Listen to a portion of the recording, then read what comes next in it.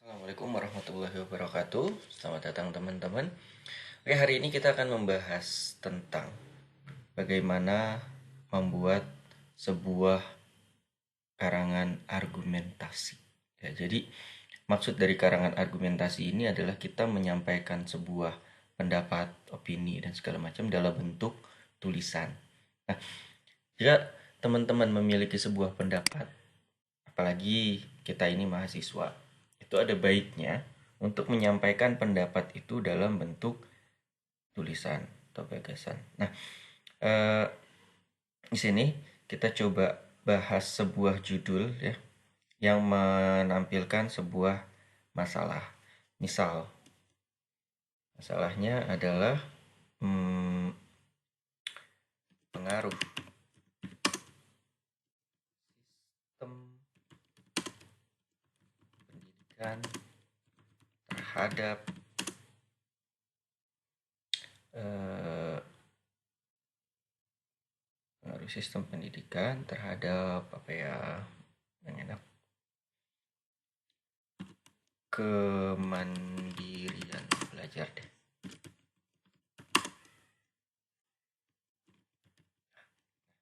Jadi misalnya ini adalah judul kita. Nah, yang perlu kita ingat bahwa dalam membuat sebuah eh, tulisan argumentasi, dalam hal ini opini ya, itu biasanya polanya adalah argumentasi induktif. Mengapa disebut argumentasi induktif? Karena dalam penyampaian pendapatnya itu pendapat kita ada di akhir. Jadi pendapat kita yang berisi opini itu adanya di akhir ya. Bagian ini nih adanya di akhir. Nah, yang di awal itu apa? Yang di awal itu sebelum kita masuk ke pendapat dan opini ini harus ada pendahuluannya dulu. Pembukaan gitu ya, semacam pembukaan atau apalah gitu ya. Jadi nggak langsung ke inti. Nah, sebelum kita menyampaikan pendapat kita ini, kalau seorang akademisi itu nggak boleh yang langsung menyampaikan pendapat tanpa dasar. Makanya harus ada eh, apa namanya dasar-dasarnya ya berupa teori atau fakta. Makanya untuk menguatkan itu makin banyak fakta makin bagus. Fakta satu, fakta 2, dan fakta 3. Nah, jadi paling tidak ini adalah pola yang perlu kita pahami untuk membangun sebuah argumentasi induktif ya. Nah, kalau kita mau bahas tentang ini, misalnya ini adalah judul kita ya. Ini adalah judul kita. Kita tidak mulai dari sini. Kita tidak mulai dari sini sistem pendidikannya, tapi kita mulai dari sini. Kemandirian belajarnya. Jadi, ini masalahnya ada dua tuh kan. Ada sistem pendidikan yang ternyata dia mempengaruhi kemandirian belajar siswanya kayak gitu. Nah, maka dalam pendahuluan ini yang harus kita bahas adalah ininya, kemandirian belajar. Nah, misalnya kita tulis ya, belajar merupakan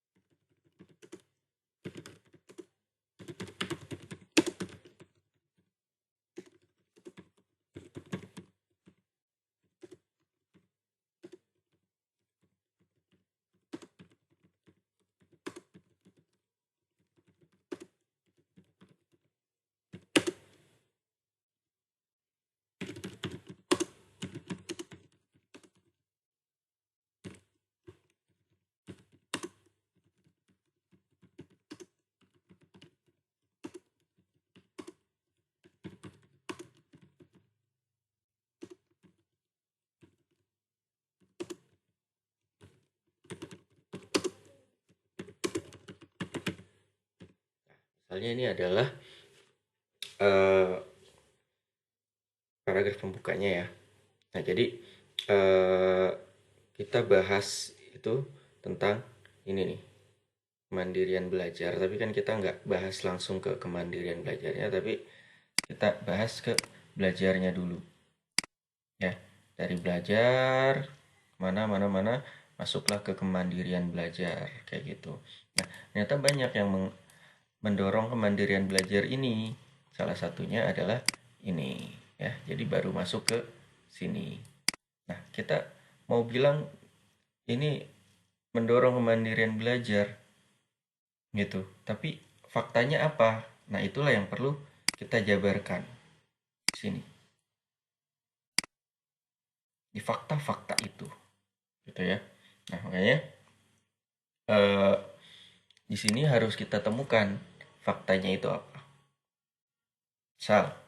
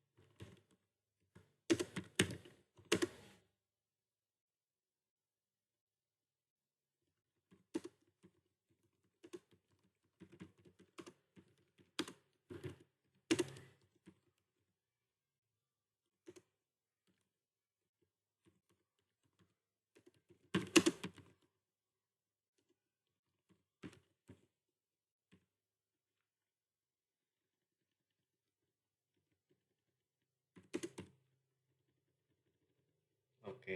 Ya, jadi misalnya ini, paragraf pertama fakta satunya adalah kita bicarakan tentang sistem pendidikan di Indonesia yang terbagi atas tiga. Ada formal, non formal, dan informal. Yaudah kita ngomongin aja tentang itu. Itu fakta pertama. Gitu ya. Nah, kemudian fakta kedua.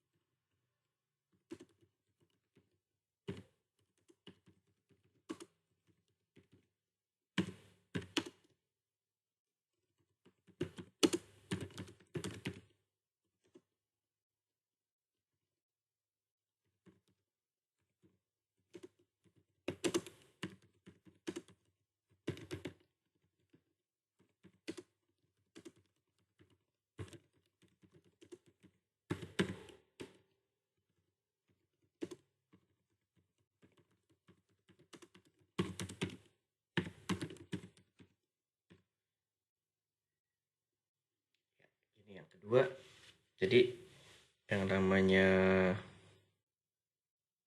paragraf itu kan minimal 3 kalimat ya. Jadi ini ada 3, nggak apa-apa. Sistem pendidikan Indonesia menekankan pada pemenuhan dan pencapaian kompetensi-kompetensi dasar yang harus dikuasai.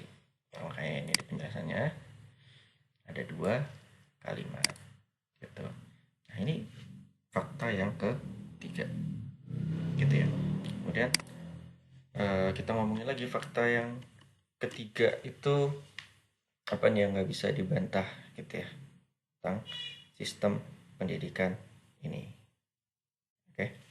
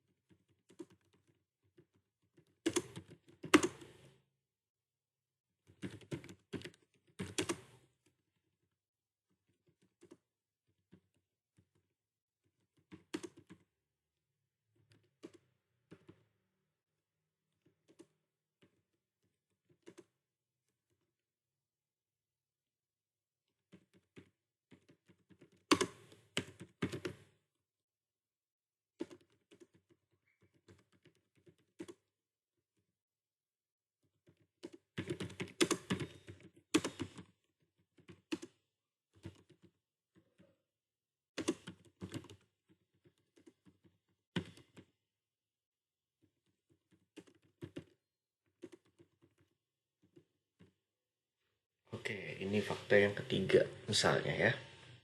Jadi kita bicara tentang sistem pendidikan itu ya nggak terlepas dari kurikulum Indonesia gitu misalnya. Kita jelasin kayak gitu. Oke. Nah, baru di sini pendapat kita ya. Kita ngomongin deh pendapat kita nih kayak apa. Kita mau bilang misalnya hmm,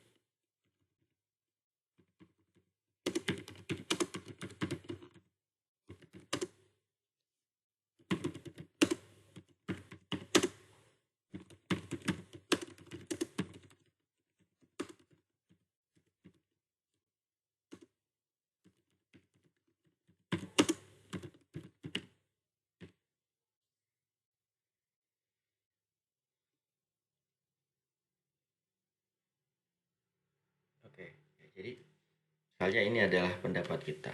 Kemandirian belajar ini sebenarnya sangat dipengaruhi oleh sistem yang diacu, gitu ya.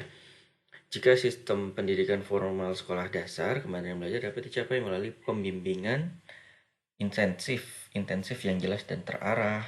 Pada ranah dasar, kemandirian tidak dapat dicapai jika hanya melalui instruksional saja. Artinya cuma perintah-perintah itu agak sulit ya kalau untuk sekolah dasar, makanya harus dibimbing. Sebaliknya kalau yang menengah ini kan dan tinggi itu harusnya ya pembimbingannya ini udah nggak terlalu intensif, tapi instruksional aja, seharusnya dia udah bisa memahami kayak gitu. Nah, kenapa hal ini terjadi? Karena daya nalar siswa di tiap jenjang itu kan berbeda-beda. Kayak gitu, kita mau ngomong kayak gitu gitu. Jika kita telah memahami ini, maka kemandirian belajar seharusnya dapat dicapai dengan baik gitu. Jadi, kurikulum yang berlaku ini juga jadi penentu arahan dalam mengambil kebijakan kemandirian belajar. Artinya, kita tahu bahwa kurikulum saat ini semua berorientasi pada siswa. Artinya kita harus bisa memicu bagaimana siswa itu kreatif dan kritis gitu. Jadi jangan lagi sampai membuat kemandirian belajar itu hanya membuat siswa kita ini jadi kayak robot gitu yang hanya mematuhi instruksi saja gitu, sesuai instruksi doang. Tapi instruksi ini adalah guideline, artinya cuma uh, buku panduan aja, instruksinya, cuma untuk hasilnya harusnya bisa berbeda-beda dan luar biasa gitu, karena setiap orang punya potensi yang berbeda kayak gitu. Orientasi pembelajaran ini kan bukan pada nilai, tapi lebih kepada proses berpikir yang menjadikan siswa itu lebih kritis dan kreatif dalam menghadapi masalah gitu, karena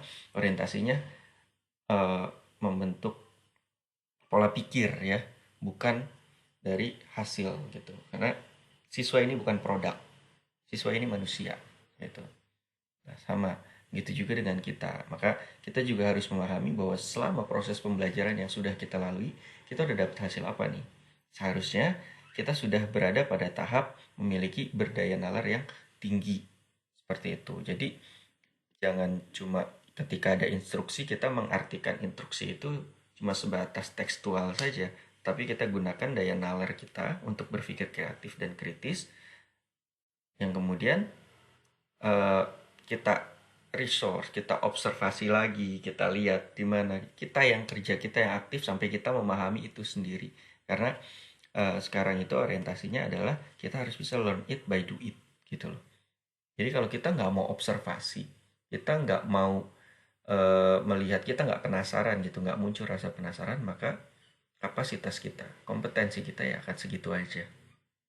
Nah nantinya ketika kalian sudah lulus, kalian menjadi guru, kalian akan menghadapi zaman yang berbeda. Kalau kalian nggak berani untuk observasi dan terus menggali kemampuan, maka kalian akan ketinggalan dengan siswa kalian. Oke, jadi kira-kira jadinya itu ya akan seperti ini. Akan ada 5 paragraf ya. 1 paragraf pendahuluan, 3 paragraf fakta-fakta, dan 1 paragraf pendapat kita, argumentasi gitu. Nah, jadi ini yang disebut dengan argumentasi induktif opini ya. Jadi kita mau bikin apa, mau menyampaikan apa, itu nggak langsung yang kesini gitu, tapi harus ada pembukaannya dulu, kita beberin dulu fakta-faktanya kayak gitu, baru kita masuk ke sini. Kita ngomong bahwa sistem pendidikan itu beda-beda, makanya ini harus disesuaikan mandiriannya apa, sistemnya itu harus kita lihat dulu formal atau non formal atau informal nih, karena gaya belajar bimbel dengan gaya belajar sekolah ini kan tentu beda, apalagi non formal ya, non formal sekolah paket itu kan beda banget gitu. Nah ini perlu kita sesuaikan. Terus kita juga bilang bahwa kompetensi dasar yang harus dikuasai jenjang-jenjangnya berbeda. Nah ini juga akan menentukan bagaimana cara kita memicu kemandirian belajar setiap siswa, karena ini akan menimbulkan hal-hal yang berbeda. anak sekolah dasar, sekolah menengah, sekolah tinggi jelas akan berbeda. Nggak mungkin dong saya yang ngajar sekolah tinggi ya harus memiliki gaya ngajar memicu kemandirian belajarnya itu dengan gaya yang anak sekolah dasar yang saya bimbing, yang saya jelasin satu-satu. Enggak dong, karena tingkat pemikiran kalian kan udah lebih dari itu gitu loh. Kalian udah bisa observe sendiri, kalian udah paham memiliki daya nalar yang tinggi gitu. Jadi nggak lagi tuh yang ada, ih kok gue nggak dibimbing ya sama dosennya. Nggak kayak gitu. Karena udah bukan tahapnya di situ gitu. Jadi jangan sampai kalian ketinggalan tahapnya gitu ya. Jadi kalau kalian merasa, iya gue dicuekin sama dosennya, berarti kalian yang ketinggalan, bukan itu. Karena fungsi dosen di sini adalah menunjukkan jalan. Tuh jalannya di situ. Urusan kamu mau ambil atau kamu mau diem aja, kamu mau nggak berkembang, itu lagi-lagi dikembalikan kepada kamu. Kalau kamu nggak mau ngambil, nggak mau berkembang, ya itu keputusan kamu. Kayak gitu. Ya, jadi pola pikir kita harus sudah berubah, kita udah bukan lagi anak sekolah dasar. Kemudian juga di sini kita ngomongin tentang kurikulum di Indonesia itu. Makanya di sini juga dijelaskan bahwa sekarang kurikulum itu orientasinya pada siswa yang memicu proses berpikir. Bagaimana cara kita berpikir kritis dan bagaimana kita berpikir kreatif. Bukan lagi anak dituntut untuk menghafal hafal A B-nya, titik komanya hafal, dapat nilai 10 poin 10, ponten 10 gitu, pokoknya 10. 10 itu jadi ukuran sempurna. Sebenarnya bukan itu. Kita tidak bisa menyeragamkan kemampuan orang, tetapi setiap orang punya potensi yang berbeda dan itu yang harus kita tingkatkan. Gitu ya. Oke, mungkin ini yang bisa saya jelaskan tentang paragraf argumentasi induktif. Jadi ini adalah hasilnya seperti ini. Semoga kalian juga bisa membuat yang seperti ini. Harus dicoba, karena kalau nggak dicoba, kita nggak akan tahu. Terima kasih. Assalamualaikum warahmatullahi wabarakatuh.